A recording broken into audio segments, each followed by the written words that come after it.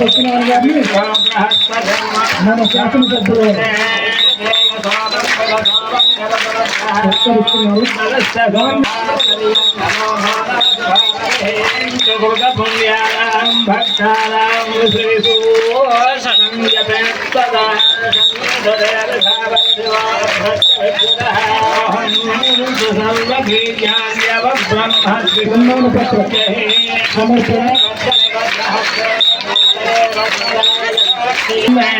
ఉపాధ్యాయుల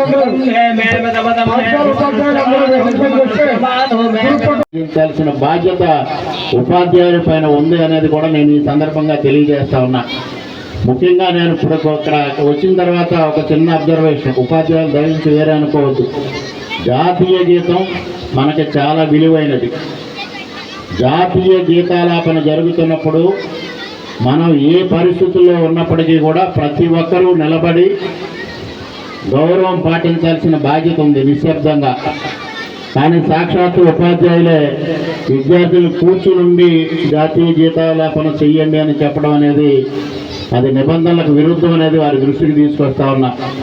అదేవిధంగా ఆ కార్యక్రమం జరుగుతున్నప్పుడు ఇక్కడ కార్యక్రమం నిర్వాహకులు ఎవరైతే ఉపాధ్యాయులు ఉన్నారో వారు కూడా నిశ్శబ్దం పాటించకుండా కార్యక్రమ నిర్వహణలో భాగస్వామ్యం కావడం కూడా అది మనం జాతీయ గీతాన్ని అవమానపరిచినట్టుగా నేను వారికి హితవు పలుకుతా ఉన్నా.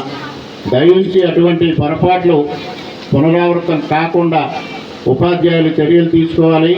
విద్యార్థులకి జాతీయ గీతం పట్ల కానీ భారతదేశ ఔన్నత్యం పట్ల కానీ వారికి ఒక అవగాహన కల్పించడంలో మీరందరూ ప్రముఖ పాత్ర పోషించాలని ఈ సందర్భంగా చేతులెత్తి సమయంగా కోరుకుంటా ఉన్నా.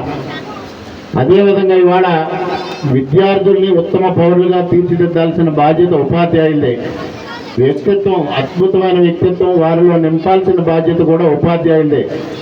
ఒక్క పాఠశాలలో పాఠ్యాంశాలు బోధించడంతోనే